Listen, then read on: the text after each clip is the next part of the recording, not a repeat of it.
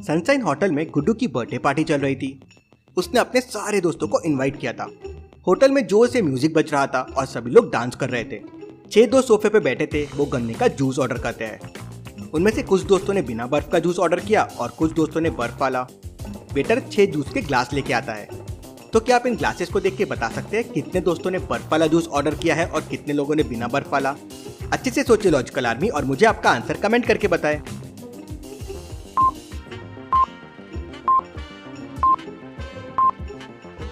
चलिए इसका आंसर देखते हैं। 4 ग्लास तो पूरे भरे हुए हैं, इसलिए उसमें बर्फ डालने का कोई सवाल ही पैदा नहीं होता।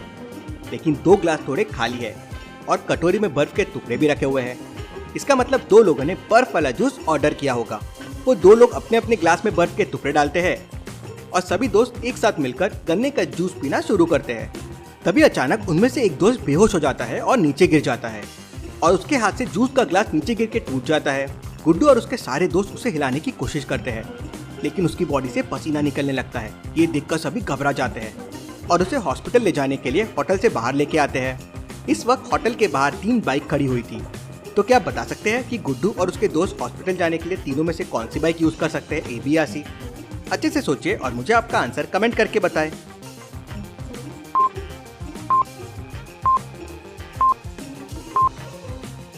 ध्यान से देखिए, पहली वाली बाइक का तो सारा पेट्रोल लीक हो गया है और दूसरी वाली बाइक पर केवल 2 लोग ही बैठ सकते हैं और गुड्डू का दोस्त इस वक्त बेहोश है, इसलिए उसे पकड़ने के लिए तीसरा आदमी भी लगेगा।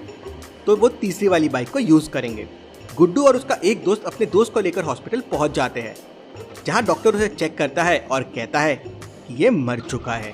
डिटेक्टिव मेहुल हॉस्पिटल में पहुंच जाता है और डेड बॉडी को देखता है। गुड्डू के दोस्त की बॉडी पूरी नीली पड़ चुकी थी। इससे मेहुल समझ जाता है कि इसे जहर दिया गया है। ये सब कैसे हुआ? तब गुड्डू बताता है, सर मैं और मेरे दोस्त सनशाइन होटल में बर्थडे पार्टी मना रहे थे, तभी अचानक मेरा दोस्त बेहोश हो गया। हम इसे हॉस्पिटल लेके आए, तब तक ये मर चुका था। मेहुल गुड्डू के साथ तुरंत सनशाइन होटल के लिए निकल जाता है। अब गुड्डू तो मेहुल के साथ चला गया।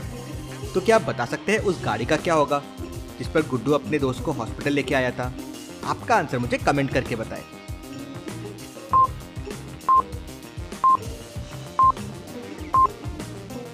गुड्डू के साथ उसका एक तीसरा दोस्त भी आया था, तो उसका दोस्त गाड़ी वापस लेके आ जाएगा। मेहुल और गुड्डू सनशाइन होटल पहुंच जाते हैं। गुड्डू के सारे दोस्त अभी भी होटल में मौजूद थे। जब तक कि इसकी छानबीन पूरी नहीं हो जाती, कोई भी यहाँ से बाहर नहीं जाएगा। सनशाइन होटल में सीसीटीवी कैमरे भी लगे हुए थे। मेहुल सीसीटीवी फुटेजेस देखने के लिए सीसीटीवी रूम के पास पहुंच जाता है। सीसीटीवी रूम का दरवाजा देखते ही मेहुल समझ जाता है कि यहाँ पे कुछ गड़बड़ हुई है। कैसे? ऐसा मेहुल क्या देखता है जिससे उसे लगता है कि रूम में गड़बड़ हुई है? क्या आप बता सकते हैं लॉजिकल आर्मी?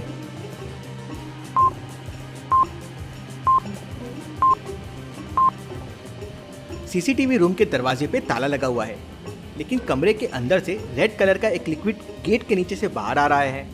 मेहुल उस लिक्विड को चेक करता है तो शॉक हो जाता है, ये तो ब्लड है। मैनेजर जल्दी से रूम का ताला खोलता है और दोनों रूम के अंदर जाते हैं तो वहाँ सिक्योरिटी बॉय की डेड बॉडी मिलती है। इसका किसी ने मर्डर कर दिया है। आज यहाँ 2 मर्डर हो गए हैं। तो क्या आप बता सकते हैं कि मेहुल को कैसे पता चला कि सिक्योरिटी रूम में जो डेड बॉडी पड़ी है उसका मर्डर किया गया है? सोचिए और मुझे आपका आंसर कमेंट करके बताएं।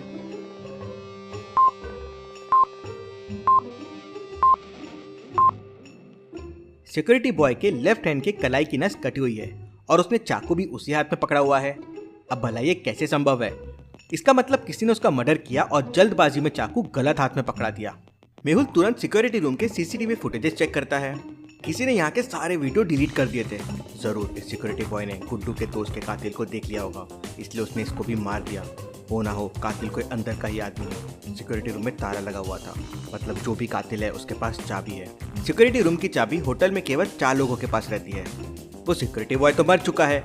अब बाकी के बचे हुए 3 लोगों से मेहुल पूछताछ करता है। मेहुल सबसे पहले मैनेजर से पूछता है। मैनेजर कहता है, सर मैं तो यहाँ आया भी नहीं था, मैं तो बर्थडे पार्टी मैनेज करने में बिजी था और ये इंसिडेंट हमारे होटल के लिए अच्छा नहीं है, मैं कभी ऐसा नहीं करूँगा। रमन कहता है, सर मैं पार्टी हॉल में था, मेरे घर से कॉल आ गया था और मैं वहाँ बात करने में बिजी था, ये देखिए मेरा फ़ोन। नरेश कहता है, सर आज होटल में एक वेटर कम था, इसलिए मैं वेटर का काम देखने में बिजी हो गया था, सर आप बाकी वेटर से भी पूछ सकते हैं। मेहुल समझ जाता है कि तीनों में से कौन झूठ बोल रहा है। तो क्या आप बता सकते हैं कौन झूठ बोल रहा है? सोचिए और मुझे आपका आंसर कमेंट करके बताएं।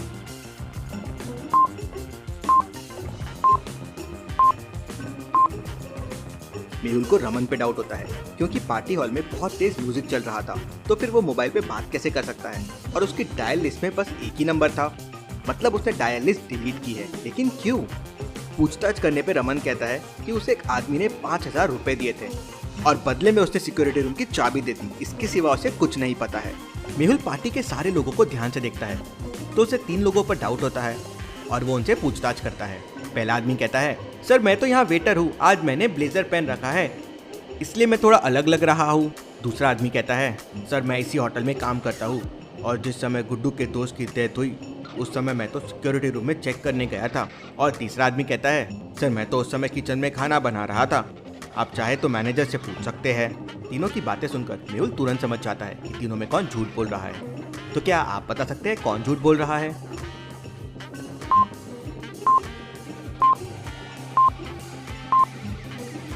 दूसरा आदमी झूठ बोल रहा है क्योंकि सिक्योरिटी रूम की चाबी केवल 4 लोगों के पास थी, तो वो सिक्योरिटी रूम में कैसे जा सकता है?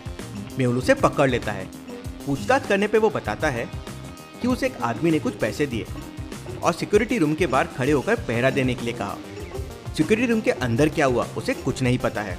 Interesting, very very interesting. मतलब कातिल बहुत ही चालाक है, उसने पूरी तैयारी के साथ ये दोनों मर्डर किए हैं। तभी गुड्डू के दोस्त की पोस्टमार्टम की रिपोर्ट आ जाती है और पता चलता है कि उसे स्लो पॉइजन दिया गया है।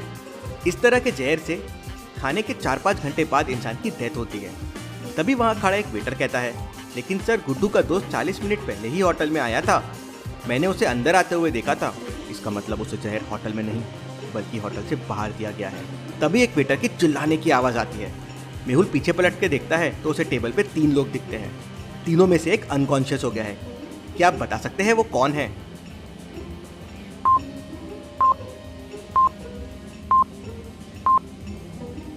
एक के पास ऑरेंज जूस और ऑरेंज लिक्विड है और एक के पास ऑरेंज जूस है लेकिन ग्रीन लिक्विड बाहर है। मेहुल उसे चेक करता है तो वो अनकॉन्शियस रहता है। मेहुल तुरंत उसे हॉस्पिटल भिजवा देता है। ये भी लगता है स्लो पॉइजन की वजह से हुआ है। मतलब गुड्डू का दोस्त और ये आदमी कहीं सेम जगह तो नहीं गए थे जहाँ इनको पॉइजन दिया गया हो। तब गुड्डू का दोस्त कहता है, लेकिन सर होटल में आने से पहले वो गुड्डू के साथ ही था और गुड्डू के साथ शॉपिंग मॉल गया था। मेहुल तुरंत अपनी गाड़ी निकालता है और शॉपिंग मॉल पहुंच जाता है। मॉल के अंदर जाने के लिए 3 रास्ते थे। पहला रास्ता सीढ़ियों का था जिसमें काफी भीड़ थी। दूसरा रास्ता एस्केलेटर्स का था लेकिन वो खराब थी। और तीसरा रास्ता लोगों के बाहर जाने के लिए था। तो क्या आप बता सकते हैं मेहुल कौन सा रास्ता लेगा जल्दी से जल्दी मॉल के अंदर पहुंचने के लिए?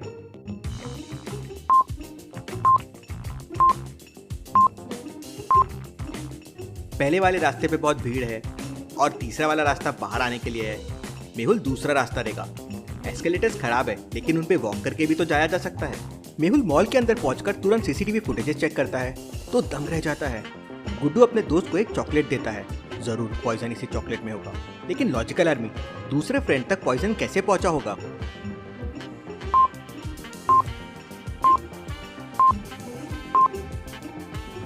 सीसीटीवी फुटेजेस को ध्यान से देखिए। गुड्डू के फ्रेंड ने पूरी चॉकलेट नहीं खाई थी, उसने थोड़ी चॉकलेट पॉकेट में रख ली थी। जरूर उसने बची हुई दूसरे फ्रेंड को दे दी होगी। मेहुल हॉस्पिटल में जाके दूसरे फ्रेंड का पॉकेट चेक करता है तो उसमें वो चॉकलेट का रैपर मिल जाता है। मेहुल तुरंत जाकर गुड्डू को पकड़ लेता है। पूछताछ करने पे गुड्डू कहता है कि उसकी अपने दोस्त से पुरानी दुश्मनी थी और आज मौका मिलते ही उसने उसे मार दिया और खुद डिटेक्टिव मेहुल को बुला लिया ताकि उस पर कोई शक ना करे। Case solve, detective Mehul rocks.